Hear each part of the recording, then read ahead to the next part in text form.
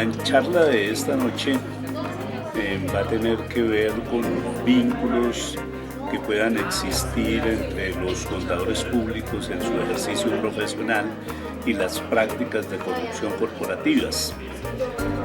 Vamos a mirar cómo existen una serie de elementos que pueden servirnos para explicar esas conductas, como es el caso de las relaciones entre libertad y necesidad, que son los elementos determinantes de la independencia con que deben actuar los profesionales, pero que normalmente se ven intervenidos por algunas prácticas sociales e inclusive por algunos instrumentos de carácter jurídico que eliminan en gran medida el equilibrio necesario entre libertad y necesidad para un ejercicio ético de la contaduría pública.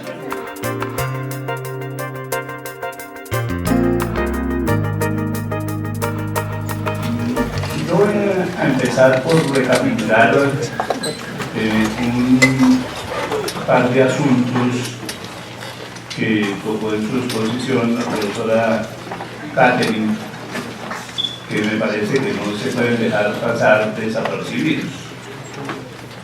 Ella nos mostró allí una secuencia de grandes crisis de la confianza durante el siglo XX, el siglo XXI, hizo una mención de la gran crisis del 29, de la del 45, de la del 78, de la del 2000, de la del 2008, y nos hizo una anotación que yo no quiero dejar pasar desapercibida, y es que en todas esas grandes crisis, quienes pagaron el costo de la crisis, que son sin duda crisis de la confianza, fueron los contadores públicos. Siempre fueron los contadores públicos los que pagaron el costo de esas crisis de confianza. Pero ella nos señalaba, ojo, los contadores públicos no son los únicos responsables de esas crisis de la confianza. Ahí tienen responsabilidad los corredores de valores, tienen responsabilidad la banca de inversión, tiene responsabilidad las firmas asesoras en términos del funcionamiento de mercados financieros. Es decir, hay una gran cantidad de responsables, pero sí, siempre pagan unos solos, los contadores. Voy a recordar algo que les enuncié en la cátedra inicial, cuando hicimos la presentación de los profesores. El hecho de que sean los contadores los que siempre tengan que responder por todos esos procesos de crisis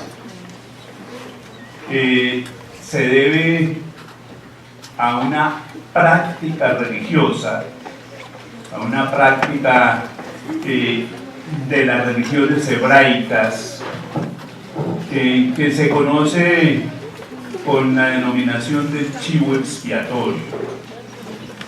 Es decir, la sociedad, dentro de la lógica de la sociodicea, es decir, la mentira necesaria, siempre miente en términos de relaciones sociales y económicas. Eso lleva a una serie de consecuencias, pero solamente alguien debe pagar por esas conductas. Nos acordamos de la referencia que hicimos al templo de Salomón. Cuando llegaban los hebreos en el día de Pascua, siempre llegaban al templo llevando su chivo después de haber pecado todo el año,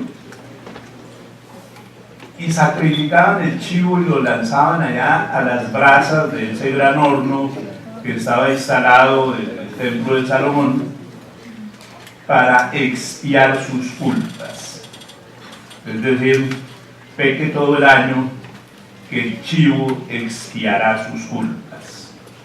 Esa es la función nuestra a través de la historia. Hemos sido los chivos expiatorios. Hemos pagado por las culpas de mucha gente, aunque es bueno anotar que nosotros tampoco somos tan angelicales, tan inocentes, sino que de alguna manera nosotros también hemos venido participando de esos procesos que últimamente han tomado el nombre de procesos de corrupción. Tratemos de construir una definición genérica de esa palabrita, de esa expresión que nos acompaña tanto durante los últimos años. La corrupción es un sistema de comportamiento de una red en la que participan agentes con intereses particulares y poder de influencia para garantizar condiciones de impunidad, para lograr que un grupo investido de capacidad de decisión realice actos ilegítimos que violan los valores éticos de honradez, probidad y justicia, o incurren en actos ilícitos que violan normas legales para obtener beneficios económicos, políticos o sociales en perjuicio del bien común. Ese es el concepto de corrupción que nosotros vamos a trabajar. Observen que ese concepto de corrupción tiene varias características. Una primera característica es que no nos quedamos en el campo de la ética, vamos también al campo de lo legal, y también que no nos quedamos en el campo de lo económico, porque la corrupción puede practicarse para obtener beneficios políticos o beneficios sociales, más allá de los beneficios simplemente económicos. Y en esa red, la profesión contable está inmersa. Nosotros somos parte integrante de esa red. Nosotros no estamos por fuera de esa red. Yo seguramente podría quedarme aquí unas 2-3 horas en esta transparencia, mirando simplemente ejemplos de corrupción estatal, de corrupción privada o de corrupción estatal privada, que son las tres grandes combinaciones de corrupción que actualmente se desarrollan, pero no lo voy a hacer, voy a dejar simplemente planteado de que hay corrupción en el Estado. Nosotros como funcionarios o como particulares muchas veces hemos participado en la corrupción del Estado.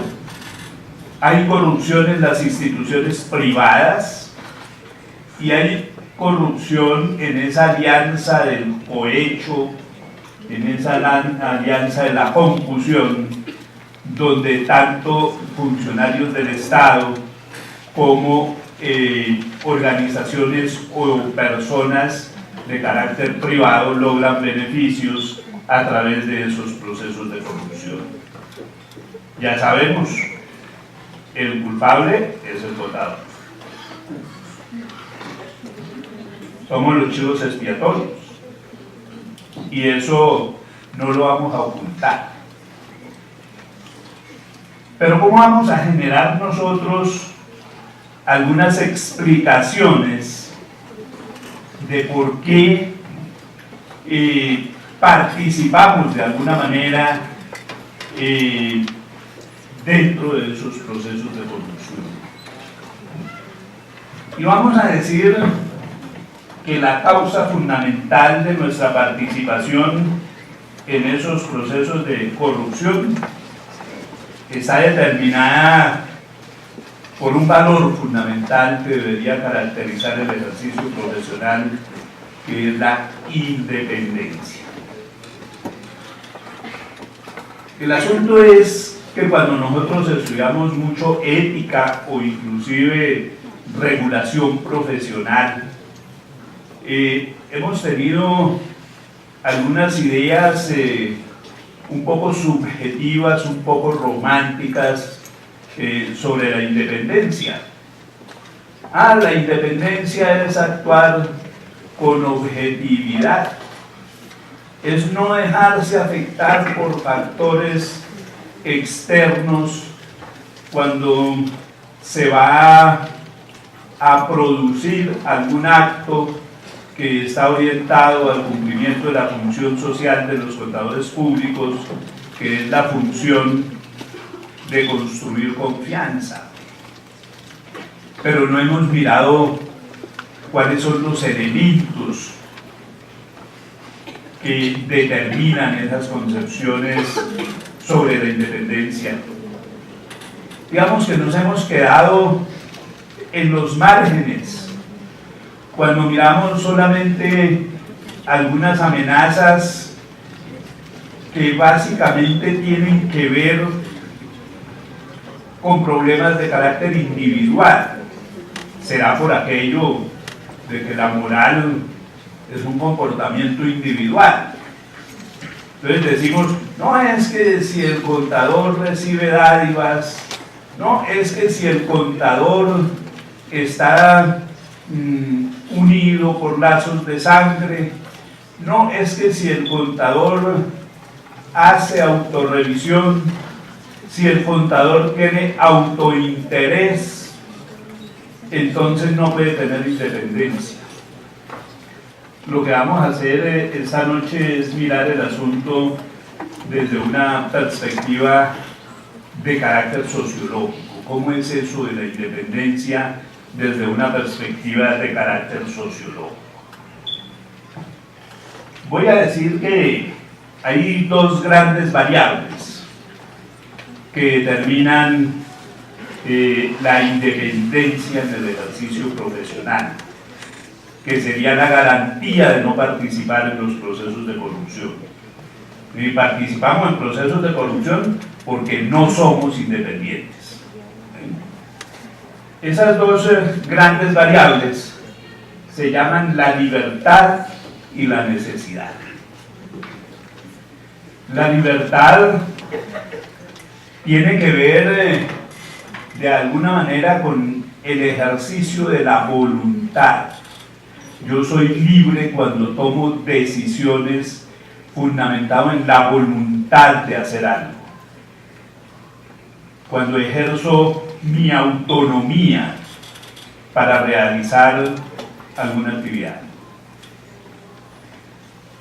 En ese sentido, yo puedo decir que actúo con libertad. Y la necesidad siempre va a estar cumpliendo un factor de limitación de la libertad. Muchas veces yo no puedo ser libre, no puedo tomar decisiones autónomas porque las condiciones reales de la organización social, de la vida, de las relaciones de mercado, de las relaciones interpersonales, me generan unas limitantes que me impiden actuar con libertad para poder dar satisfacción a algunos niveles básicos de necesidad. Eso va a resultar tremendamente polémico.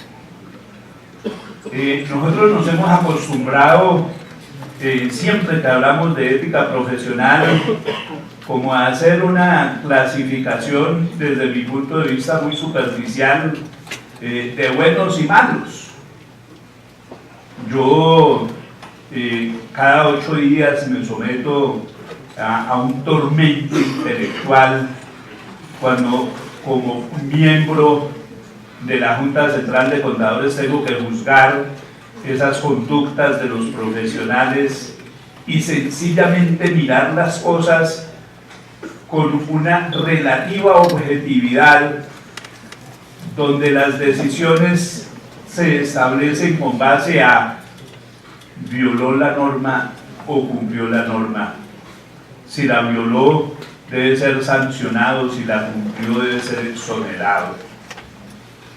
Y yo siento que eso es tremendamente superficial, porque uno debe tener un entendimiento como mucho más humano, entender que la gente, cuando entra en esa dialéctica de los juegos de libertad y necesidad, no está haciéndolo de una manera autónoma. Cuando una persona tiene bajos niveles de necesidad y altos niveles de libertad, puede actuar con independencia. La pregunta es, ¿cuál es el ser humano que satisface esa gran condición de tener bajos niveles de necesidad y altos niveles de libertad? Parece que esa va a ser una especie muy poco abundante. La verdad es que la gente más bien tiene altos niveles de necesidad, siempre tiene altos niveles de necesidad. La sociedad de mercado se encarga de crear esos niveles de necesidad. La sociedad de mercado que nos impone unas formas de vida en las que tenemos que estar inmersos para poder relacionarnos con los demás, y en cambio pueden aparecer unos factores limitantes de la libertad, y eso hará que nosotros seamos permanentemente objeto de condicionamientos. Se habló aquí de una investigación sobre condicionamientos, presiones, que se nos generen niveles de dependencia en relación con los empleadores como consecuencia de nuestras altas necesidades.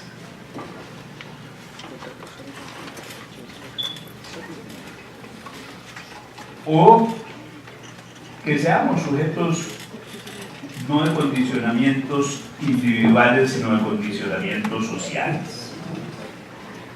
Vamos a mirar algunas de esas cosas que influyen en términos de afectar esas relaciones que deberían ser equilibradas entre libertad y necesidad.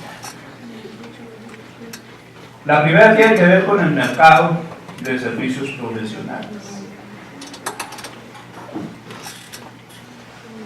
Un equilibrio de mercado se supone que es aquel donde hay un punto de equilibrio entre la oferta y la demanda. Nosotros tenemos un nivel de organizaciones que requieren servicios de contadores públicos que está en alrededor de 3.860.000 organizaciones que deben ser atendidas por una población de 270.000 contadores actualmente. Y entonces uno podría decir, no, eso hay trabajo para todos. Pero es que hay un pequeño problema. El 95% de las organizaciones que tenemos en nuestro país son microorganizaciones, microempresas, entidades que tienen menos de 500 salarios mínimos legales de activo total y menos de 10 trabajadores.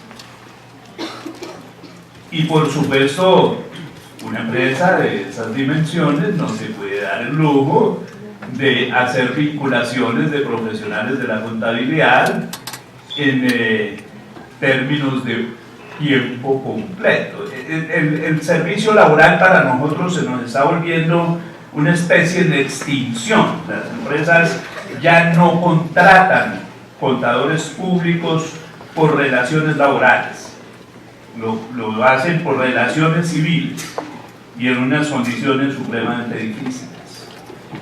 Si nosotros sacáramos un índice, no lo alcancé a escribir, pero ya lo determinamos, nosotros somos uno de los países que tenemos uno de los per cápitas más elevados entre existencia de algunos tipos de profesionales frente a la población. Administradores de empresas, abogados y contadores públicos tienen una relación per cápita de la población supremamente elevada en relación con otros países del mundo, pero supremamente elevada. De alguna manera nosotros podríamos decir que tenemos un exceso de oferta frente a la demanda de servicios profesionales. Y ese exceso de oferta frente a la demanda de los servicios profesionales empieza a generar presiones sobre las relaciones de libertad y necesidad. Las remuneraciones se deprimen sustancialmente. Y eso hace que la gente tenga que buscar más y más trabajos para tener un nivel aceptable de ingresos. Y eso genera problemas de competencia desleal. Tenemos que conseguir trabajo, porque nosotros tenemos que satisfacer unas necesidades que no siempre son simplemente necesidades individuales, sino que son necesidades relacionadas con el grupo social. Eso nos somete a las presiones de los clientes. Un gran escándalo, y seguramente ahora va a iniciarse otro, pero hace algún tiempo hubo un gran escándalo porque se habían perdido por allá, se habían realizado devoluciones de impuesto al valor agregado por un valor superior a los 2 billones de pesos, 2.3 billones de pesos, creo que era la cifra mágica. El gran auditor que descubrió ese fraude, para que se sorprendan, se llamó Hugo Rafael Chávez Frías. ¿Lo han oído nombrar? Expresidente de Venezuela, difunto presidente de Venezuela, que había tenido un conflicto de tipo político, de tipo diplomático y de tipo comercial con el gobierno colombiano, que llevó a la ruptura de todo tipo de relaciones. Cuando el innombrable fue sustituido en la presidencia, el nuevo presidente decidió restablecer las relaciones con este país vecino.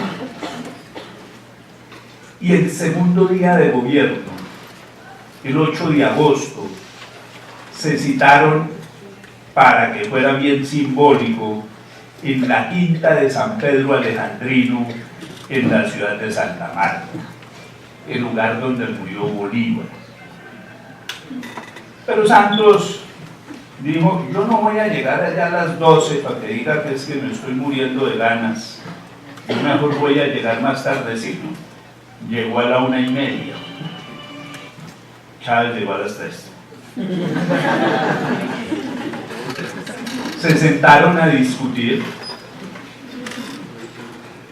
y empezaron con lo de siempre: restablezcamos las relaciones. Bueno, restablezcamos las relaciones, ¿no? Pero usted me entrega a los guerrilleros que están en el territorio de Venezuela. Y el otro le dice, pero usted me entrega a los golpistas que están en la Universidad Sergio Arboleda de Bogotá. Porque ahí están los que dieron el famoso golpe de Estado al gobierno de Chávez. Eso había sido la discusión de siempre, y fueron pragmáticos y dijeron, listo, hagamos una cosa, pongamos el problema de la guerrilla y el problema de los golpistas en la agenda de discusiones y reiniciemos relaciones ya. Colocarlo en la agenda es olvidarse de eso. Lo aceptaron, y entonces el presidente Santos le dijo, presidente Chávez, ahora que somos nuevos amigos, ¿cómo era la expresión? Nuevos mejores amigos, le voy a pedir el favor de que le pague a los empresarios colombianos, autorice el pago a los empresarios colombianos de algo más de $2.000 millones que los empresarios venezolanos le deben, y que es necesario, pues, para que estos pobres colombianos puedan redinamizar sus empresas. Y Chávez, que era muy amable, le dijo, claro que sí, querido amigo, con mucho gusto ordenaré el giro de esos dineros previa auditoría. Previa auditoría, ¿cómo así? Es que hemos descubierto que la mayoría de esas obligaciones son obligaciones inexistentes.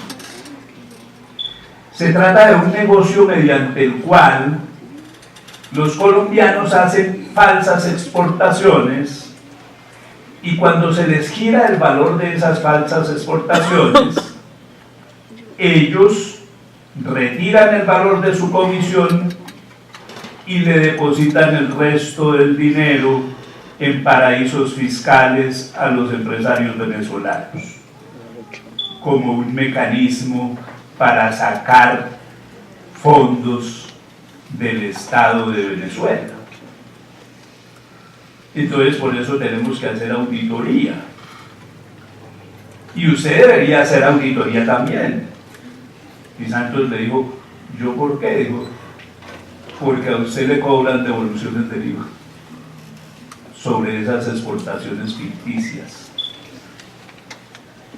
Y el presidente Santos hizo que se nombrara una comisión en la DIAN para que investigara esa situación. Pero estaba como los contadores, ¿no? En principio los auditores, escéptico. Escéptico es desconfiado. Y entonces nombró una comisión para que vigilara la comisión, por si la comisión inicial era cooptada. Y se descubrió ese gran negociado. Una gran parte de esas exportaciones ficticias eran exportaciones de chatarra. Algunos de los más comprometidos con esas exportaciones de chatarra eran Tom y Jerry. Y cuando los dijeron que por qué, dijo, nosotros no sabemos, eso es problema de los soldadores. Ellos sabían que nosotros somos chivos expiatorios. La investigación se desarrolló. ¿Y en qué concluyó? 18 órdenes de captura. Contra contadores públicos que habían firmado las certificaciones necesarias para solicitar la devolución. Y oigan bien esto, que es supremamente interesante. 16 contadoras públicas.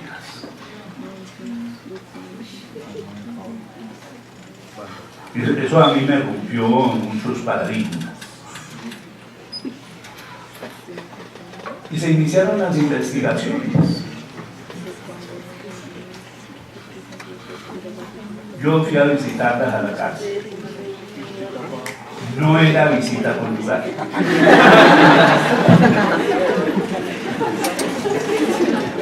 Indagué a todas. Solamente una no me quiso contestar las preguntas, que era la que manejaba todo el negocio. Y a todas les hice una pregunta común, entre otras. Y el Cebellé, y todas dijeron nada. ¿Por qué lo hicieron? Necesitamos el trabajo. Casi sin excepción, madres solteras, mujeres cabezas de familia. La que manejaba la operación, exfuncionaria de la DIAN, la seleccionaba así, con esos requisitos, para poderlas someter. Es decir, eliminar su libertad con base en la explotación de la necesidad de esas damas. Y esos son los discursos que nosotros, por ejemplo, en la Junta nunca oímos. Nosotros siempre decimos, no, malas, mujeres malas, violaron las normas profesionales, nos hicieron quedar mal. ¿Y dónde está ese drama humano? Ese drama determinado por el mercado. Por el mercado. Pero el mercado nos da otros ejemplos supremamente interesantes de estas cosas. El mercado de la contaduría pública está profundamente concentrado en cuatro grandes firmas multinacionales de auditoría. Controlan el 91% de la facturación de servicios profesionales independientes. En el campo de la revisoría fiscal, de las empresas vigiladas por la Superintendencia de Sociedades, únicamente controlan el 53% de las empresas vigiladas por la Superintendencia de Sociedades, ¿no? Pero ese año no les gusta ejercer la revisoría fiscal, porque la revisoría fiscal genera muchísimas responsabilidades. Hay firmas que han renunciado a ejercer revisoría fiscal en Colombia, que generan responsabilidades terribles. Están presionando con una gran energía para ver si logran eliminar la revisoría fiscal, transformarla en auditoría financiera, porque eso les permitiría profundizar el monopolio del mercado.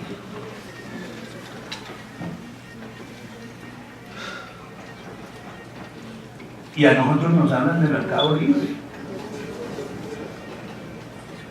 ¿Es mercado libre un mercado en que 4 firmas facturan el 92% de los ingresos por concepto de servicios profesionales contables independientes?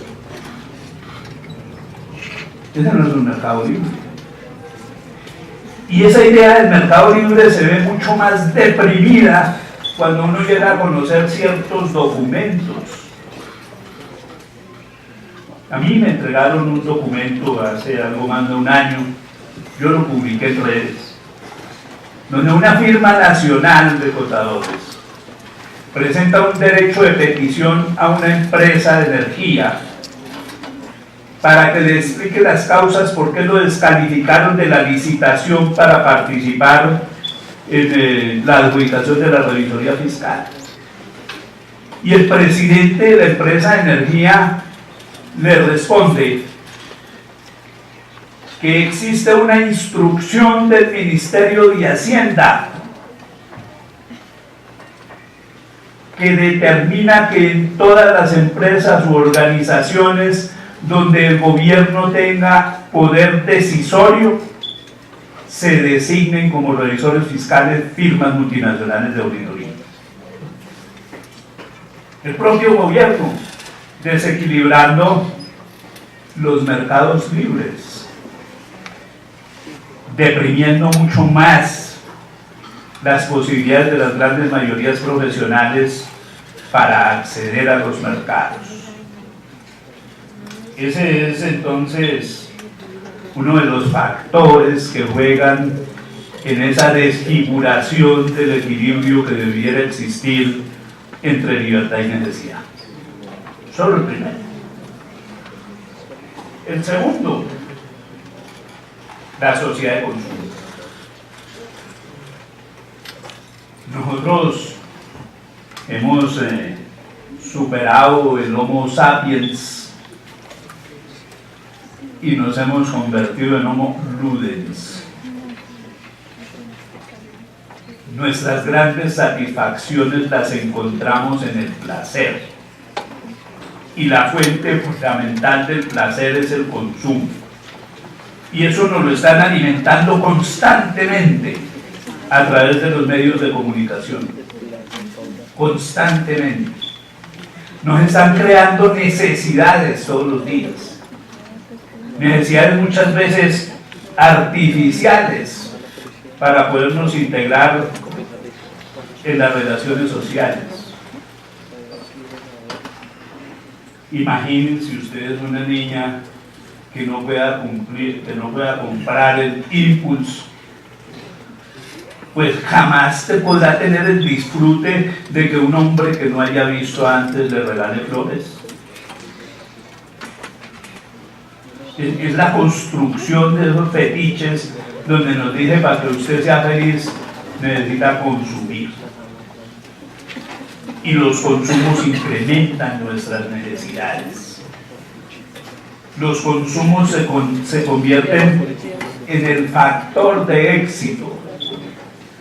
Una persona solamente es reconocida como exitosa en la medida en que se entregara a las leyes del mercado. La primera regla para ser ciudadano neoliberal: estar endeudado. Si yo no estoy endeudado, no existo para la sociedad financiera. Y desde luego, comprar las marcas.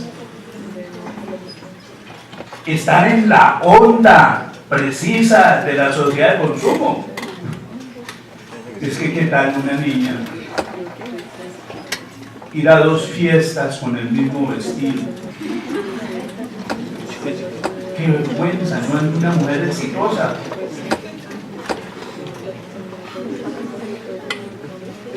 Todo tiene que ser exclusivo. En Semana Santa me fui a dar un paseo con mi mujer y llegamos y salimos a la playa, y una de las personas que iba en el mismo plan turístico con nosotros salió con su traje de baño igualitico al de mi mujer. Ninguna se lo volvió a poner. Así funciona la sociedad de consumo. Entonces, para ir a fiestas ahora se necesita un vestido desechable. Los están haciendo de papel, de un solo uso y de distintos sabores. Ustedes saben.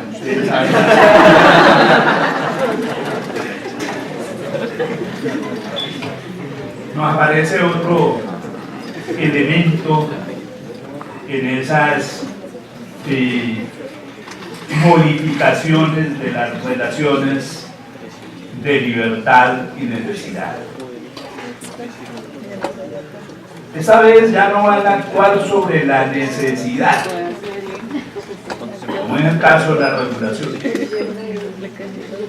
A nosotros nos han impuesto una regulación. Nos dicen cómo tenemos que hacer las cosas. Y la regulación contable nos ha metido en la sociedad de la sociodicea, en la sociedad de la mentira. ¿Cómo explicar? Fue en 1908, perdón, en 2008, tampoco estoy tan antiguo. Por ahí en el año 2008 me fui con una novia a Cartagena, ¿no? Y los paseos en Cartagena tienen que ser románticos. Y el paseo romántico implica sacarla a recorrer la ciudad antigua en un coche tirado por caballos. Porque yo soy romántico. Pero como ella era contadora y yo también, entonces le preguntamos al cochero cuánto vale su caballito. Y el cochero nos dijo, pobrecito, caballito, trabaja muchísimo. Yo di 5 millones de pesos por él, pero ese caballo trabaja demasiado y se alimenta poco. La verdad yo lo vendería en 2. Y qué bien, 2 millones de caballo. En el año 2013 me fui para Cartagena con la novia. No recuerdo si era la misma. Lo que sí recuerdo era que era el mismo cochero. Y fuimos a hacer el paseo por la ciudad antigua y le preguntamos al cochero, ¿y cuánto vale su caballo? Y entonces el cochero dijo, este caballo puede vivir 15 años más a un promedio de 20 paseos diarios. Eso me puede producir unos más de 2.000 millones de pesos descontados a valor presente, 800 millones. Y así lo pagan en la contabilidad, 800 millones. Esas son las normas de información financiera. Las cosas no valen por el pasado, las cosas valen por el futuro, las cosas se valoran por el valor presente de los sueños futuros.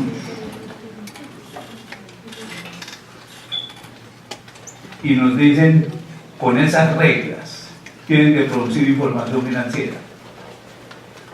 ¿Para qué requieren esa información financiera? Para vender acciones. Es decir, la contabilidad ya no sirve para rendir cuentas, porque yo no puedo rendir cuentas del futuro, yo tengo que rendir cuentas desde el pasado.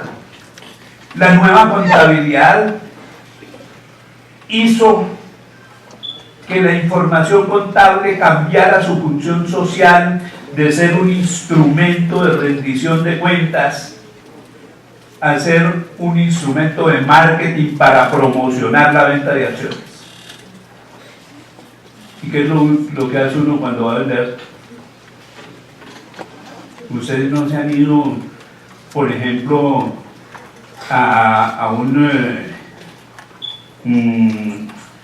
se me olvidó el nombre, donde venden automóviles nuevos, a un concesionario, y no se han encontrado allá con el vendedor que empieza a decirle, mire, este carro levanta 100 kilómetros en los primeros 30 segundos. Consume únicamente 1 galón por cada 100 kilómetros.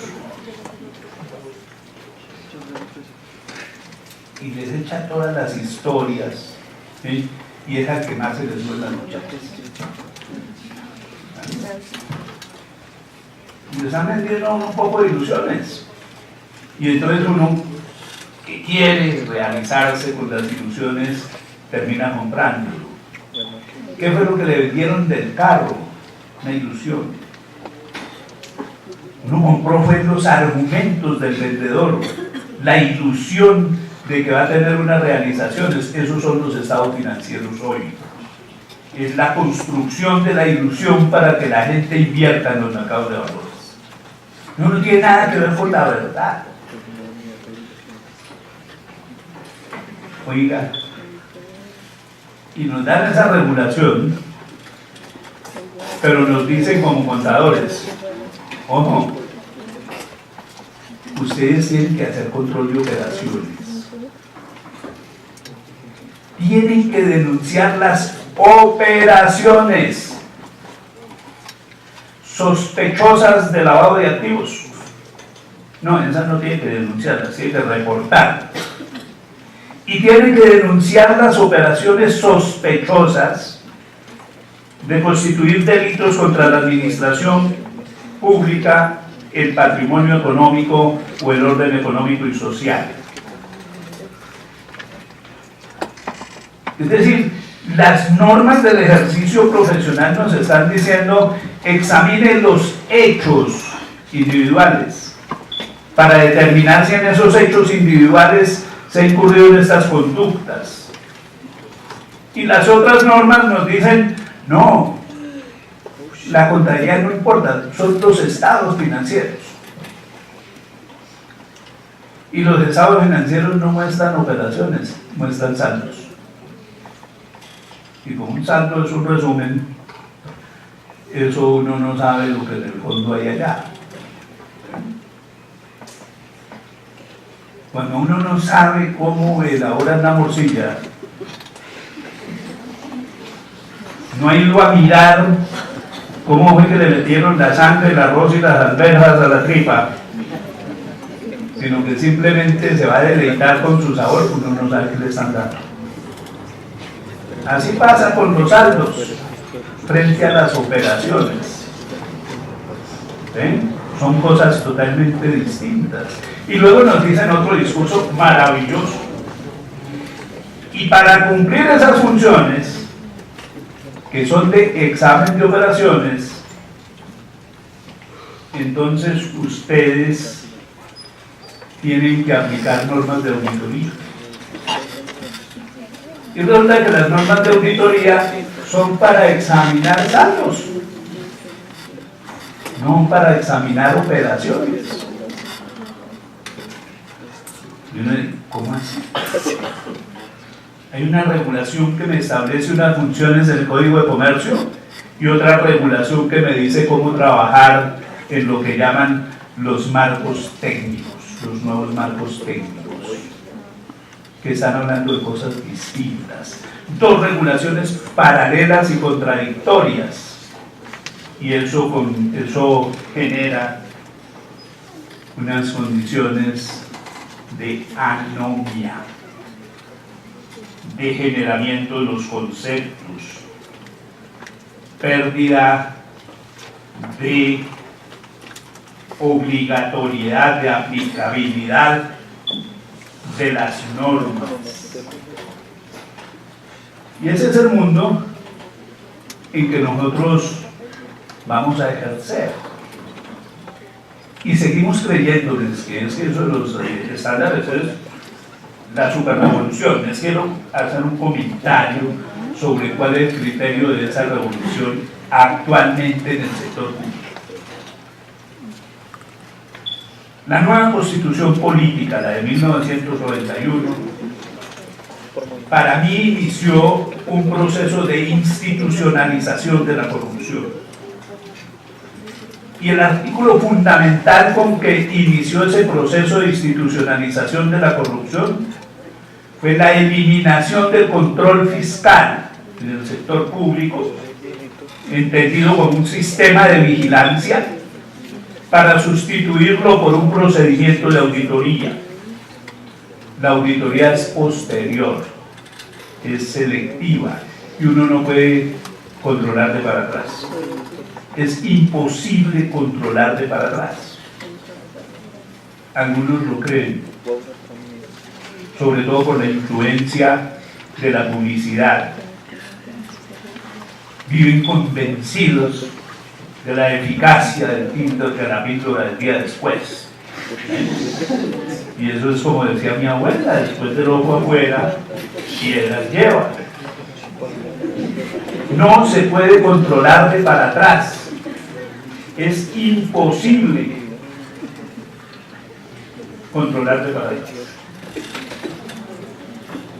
¿Cómo han tratado de equilibrar esas diferencias entre las dos regulaciones paralelas?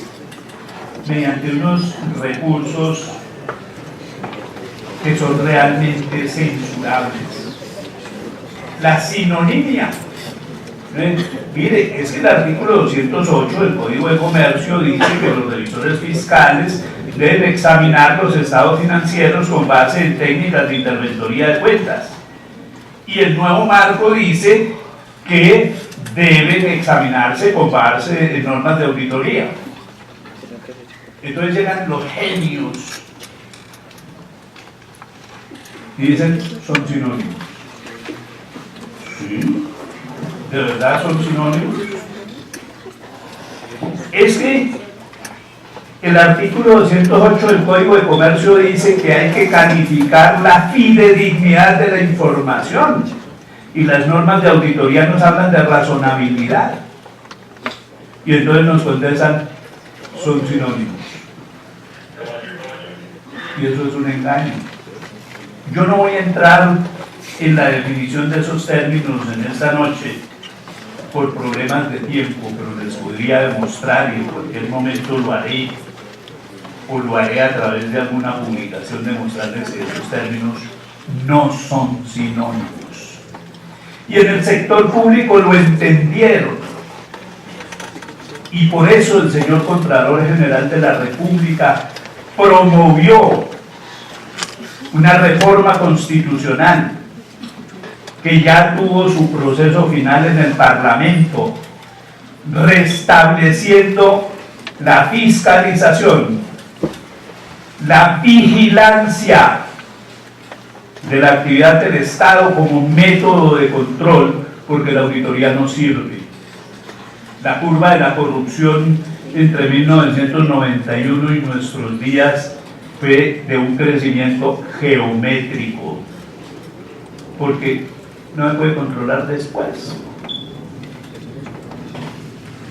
del ojo afuera. Ya no había posibilidad de recuperar todo lo que le han quitado al Estado en una condición en que complementariamente tenemos una justicia nada funcional.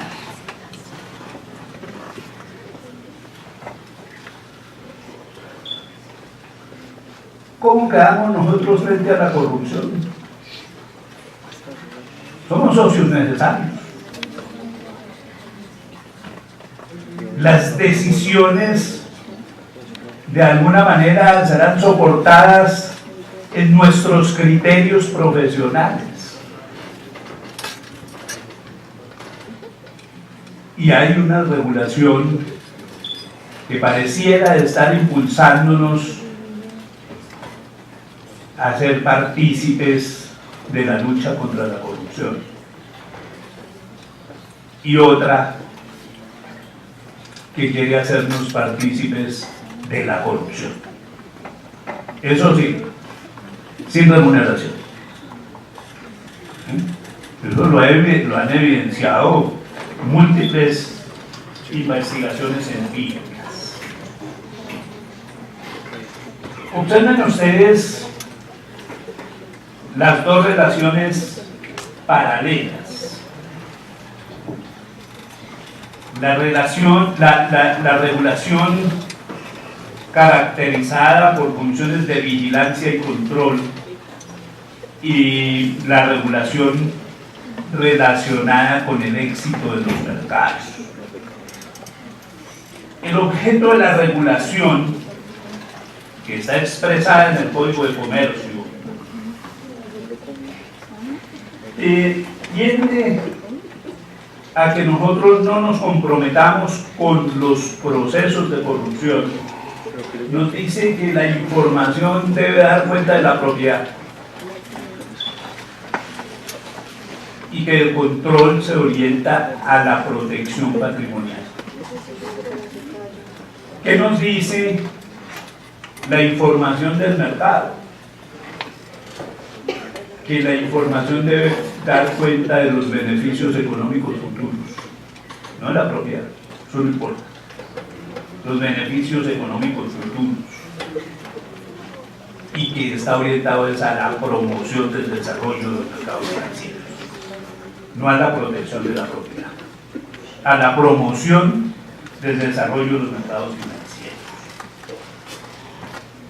La información en términos de la regulación incorporada en el mercado nacional se refiere a información integral sobre todos los procesos empresariales,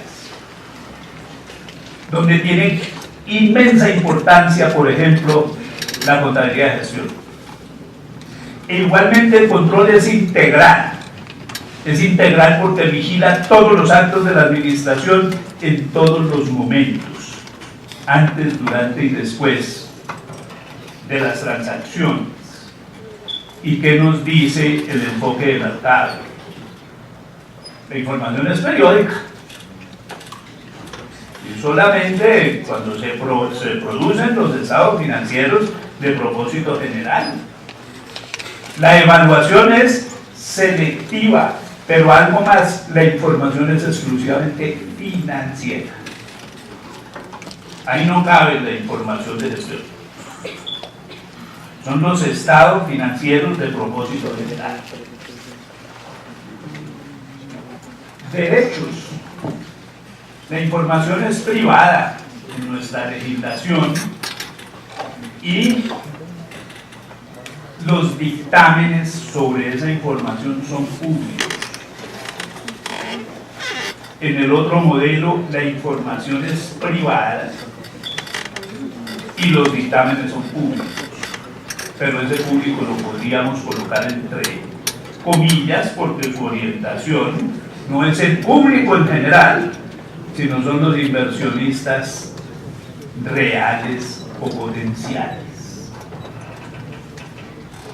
La información para desavenidos, como lo he llamado allá, es una información transaccional de las transacciones, de las operaciones, y el control tiene un carácter permanente, es un sistema de vigilancia. En el otro es una formulación periódica con un examen posterior a los procesos administrativos que le dan lugar a la construcción de información. En el modelo de desavenidos, la información es objetiva y el control busca determinar la certeza. En el modelo de mercado, la información es subjetiva. El que valora el valor no es una propiedad de los objetos, sino del sujeto que valora. Y por eso es tremendamente opaca. No busca certeza, busca razonabilidad. Y la razonabilidad es una expresión polisémica. Desde el punto de vista de la razonabilidad, una afirmación lo mismo puede ser verdad que mentira. Las funciones de la información en el modelo de desavenidos es de decisiones y de control, de colaboración y divulgación, las actividades de control, en tanto que en la alineación de la información de mercado es base de decisiones externas, no decisiones que le interesen a la empresa. La base comprensiva de la contabilidad latina, que es la que está en nuestro Código de Comercio, es la medición.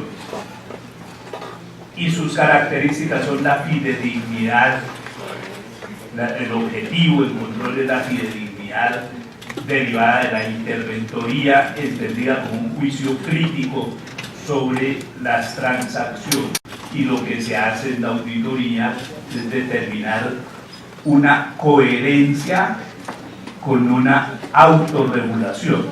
Recuerden ustedes que los estándares internacionales de información financiera no son normas que deben de ser cumplidas, son marcos de autorregulación. ¿Eh? Cada quien dice que quiere que le diga la contabilidad.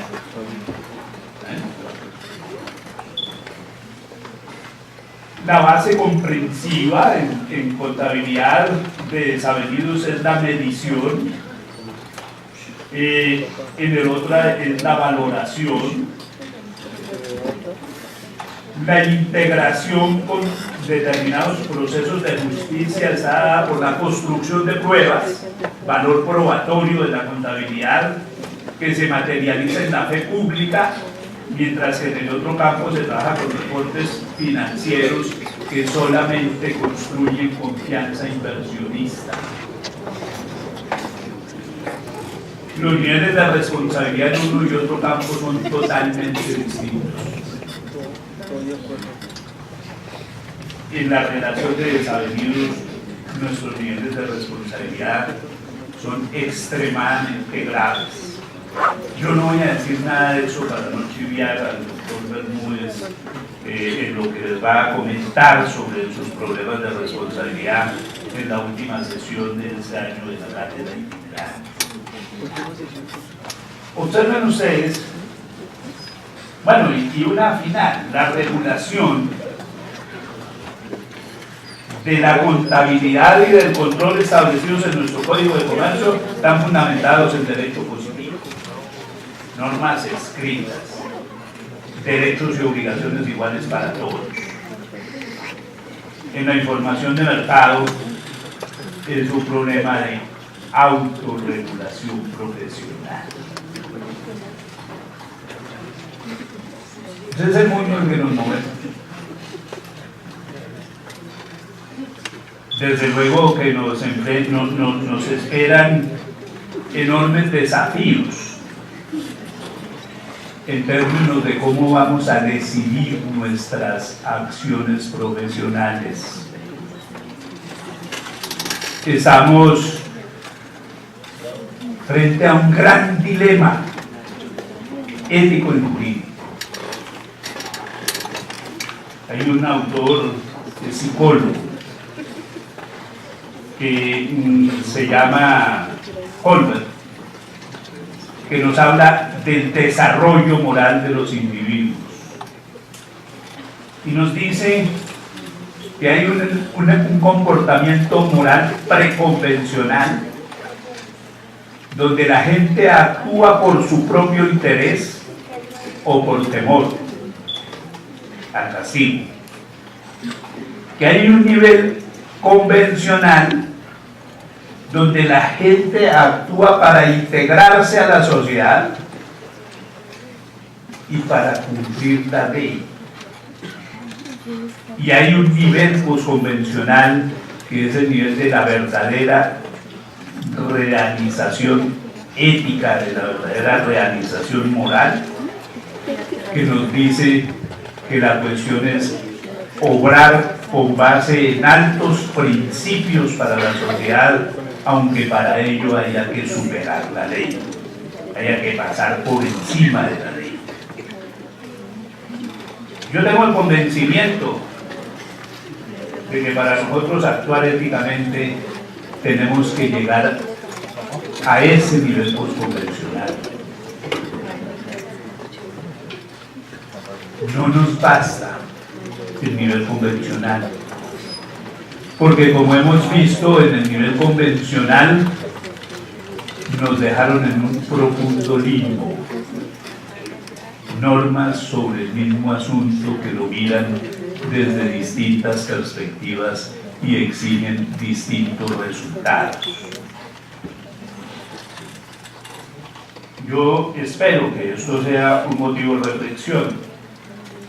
Seguramente ustedes dirán, pero aquí sí quedamos un poco desconcertados, porque es que siempre nos dijeron que hay que ser buenos. Sí, hay que ser buenos. Pero hay que conocer el mundo en que pretendemos ser buenos. A veces las propias normas nos hacen actuar mal.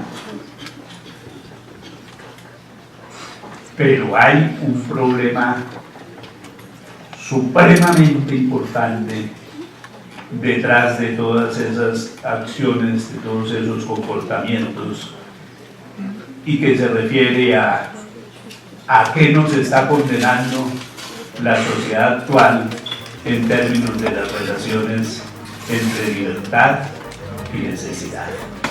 Muchas gracias.